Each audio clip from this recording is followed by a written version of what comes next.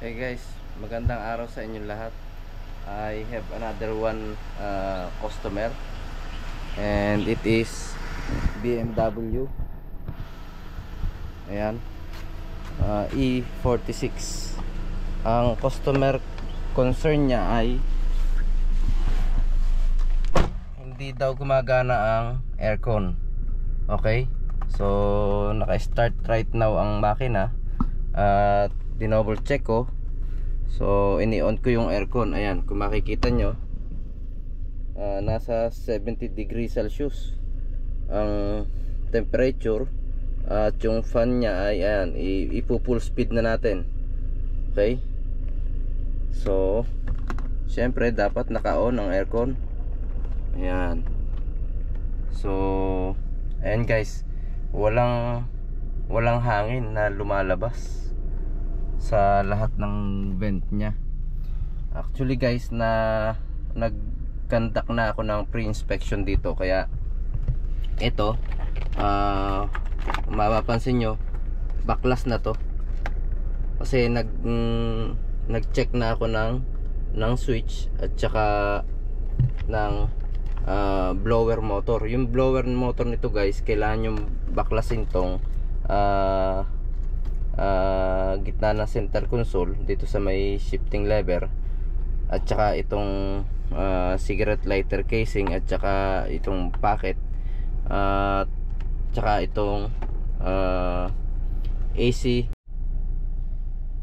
At yun nga guys, dahil hindi gumagana yung blower motor, sana nakikita nyo na tayong para makita nyo, walang hangin po na lumalabas. Ayan, hindi po gumagana lahat ng vent dito. Wala pong lumalabas na hangin dito sa vent, kahit sa passenger side, kahit dito sa center vent, at saka dito sa driver side. So naka-on po ang aircon natin. Ayan, tapos yung fan natin ay naka-full, at saka yung temperature natin ay mababa, 17.0 degrees Celsius. So next, i-check natin yung hood. I-check natin yung compressor kung nag-e-engage ba.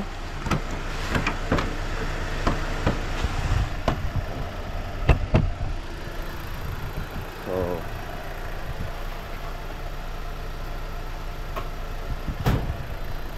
check natin. Okay. At ayun guys, makikita nyo, naka-engage yung AC compressor nya. Ayan, nakatutok sana nakikita nyo guys. Ayun, umiikot yung clutch ng compressor. Okay, ibig sabihin naka-engage siya. So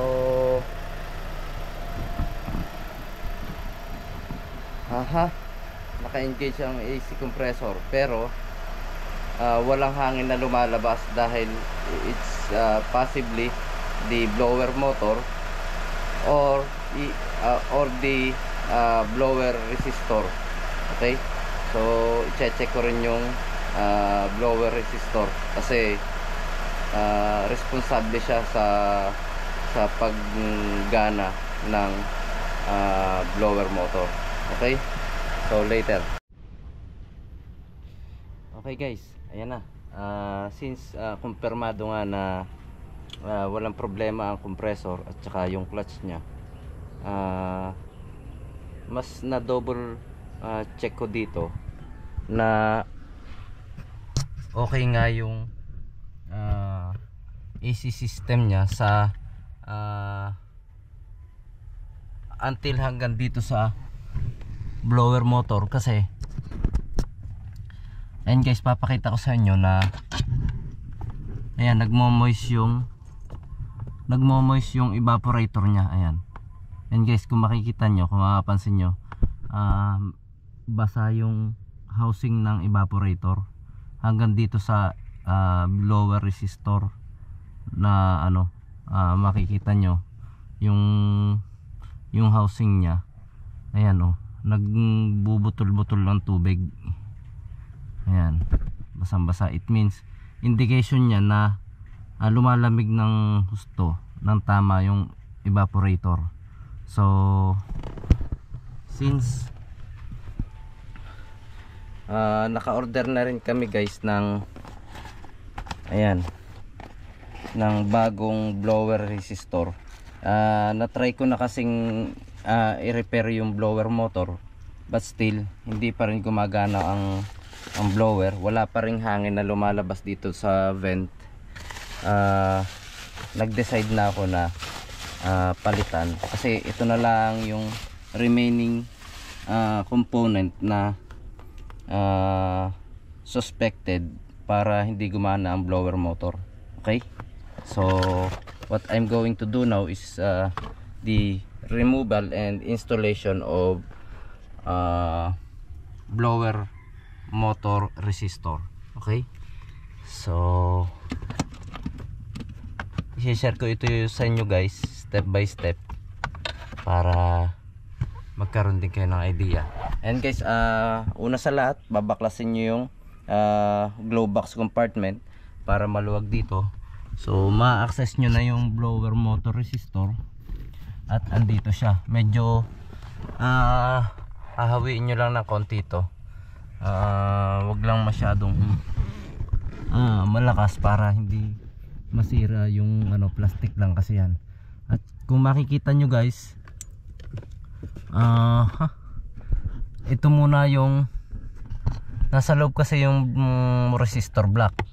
So ito yung isang torch, yan, T20. Ayun, buksan natin. Ayan. Ayan guys, so iuluwagan ko na. Ayan, bali dalawa lang to guys, isa dito sa ibabaw,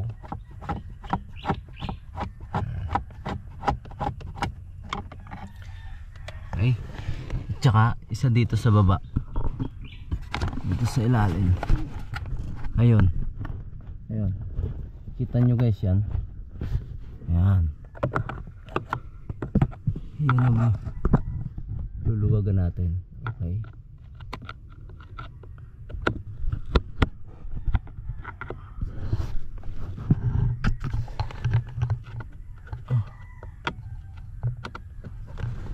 ayan.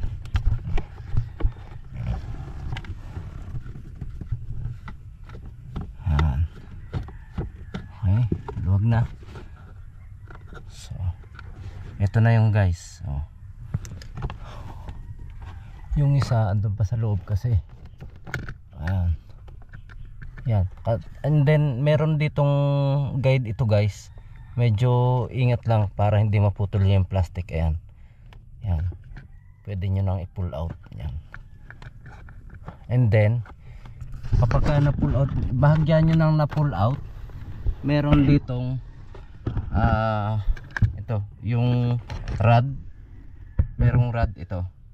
Kailangan nyo ng flat screw para matanggal yan. Okay, so sensya na guys, wala akong tagahawak na camera. Okay, so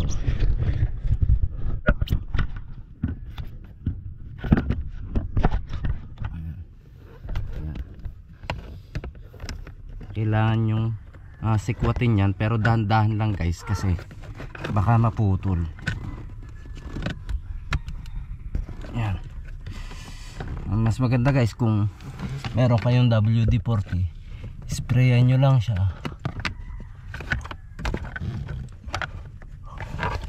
Tanggalin muna natin to, baka mawala. Yan.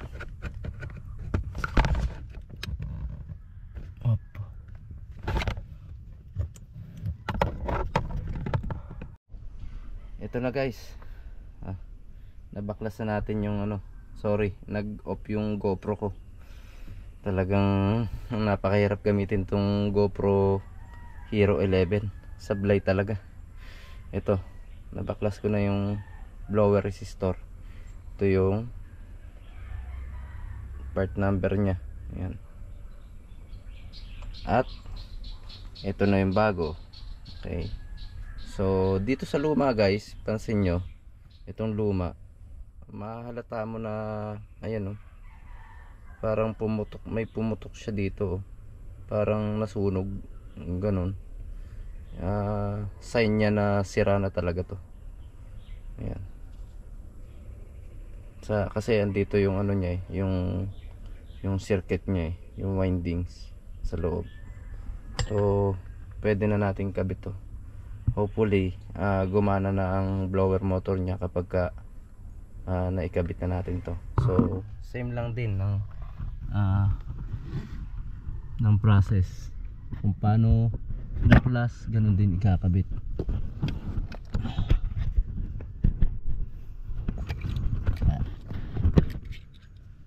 So lagay ko muna to.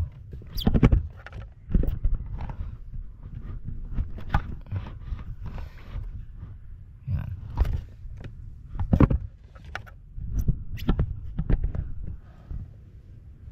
Yan. Pwesto ko muna to. Wala, nakaganon siya.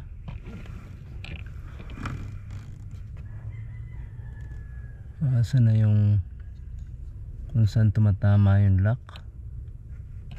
Dito, yan, ganyan. Okay.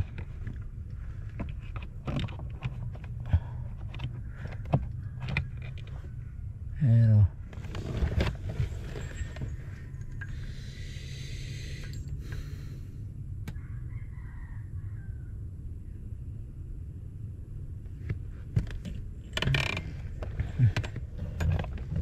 ayan.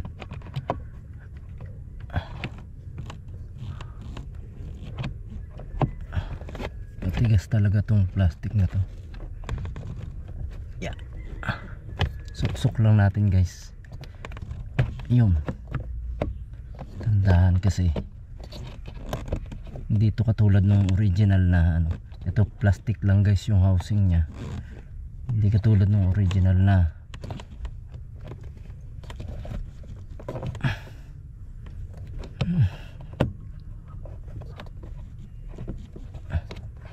Yung original kasi bakal, aluminum. Ito plastic lang siya. Ayun. Ayan, pumasok na. Okay na. Ayan, sagad na. Ayan. Then kabitan natin yung connector.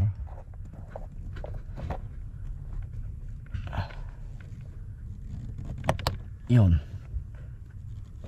Okay. Next, ito naman. Siyempre kabit muna natin yung rod. Ikot natin to para yan. Okay. Kabitan natin yung rod. Ayun.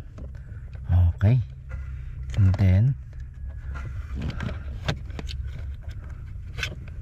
iayos natin yung cable dito sa baba. And then ito na yung guide ulit na papasukan niya.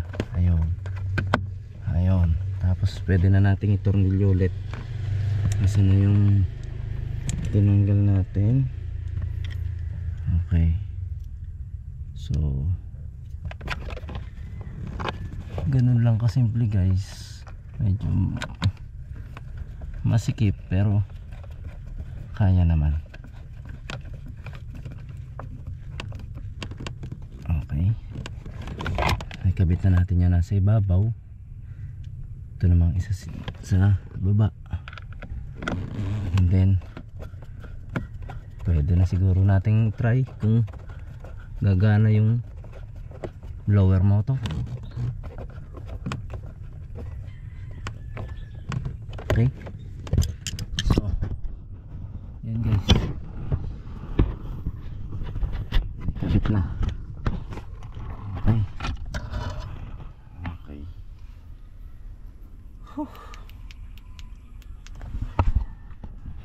Mahirap guys, pero at least natapos din.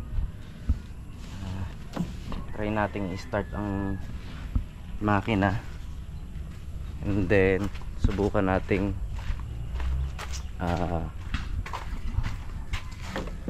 paganahin yung aircon. Subukan nating paganahin din ang blower motor.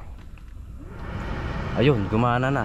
Naka-on pa lang, hindi pa naka-start. Gumana na yung ayan, lakas guys. Naka-on pa lang siya. Ayun, ang lakas. Siguro naman naririnig nyo guys. Ayan o. So kasi nga naka-pull ito, hinaan natin ng konti. Ayan. Ayan. Ayun. Ay, salamat. At least successful yung pagka-repair ko ng blower motor. Yung blower resistor din talaga sira, kasi after ma-repair ko yung blower motor, hindi pa rin kumana. That means dalawa yung sira. Medyo mahirap kasi dukutin guys. Ayan, nandyan sa pinakagitna yung blower motor. Di tulad nung iba, nasa glow box sa likod lang ng glow box compartment. Ito kasi nandito sa loob ng dashboard, sa dulo ng center console. Okay, so ayun, isa pa rin guys, tip ko sa inyo, kapag nakita nyo na nagmo-moist yung evaporator, magandang indication yun na okay yung flow ng refrigerant sa system ng inyong aircon. Okay, so yun lang guys. Sana may napulot kayong tip dito sa video na to.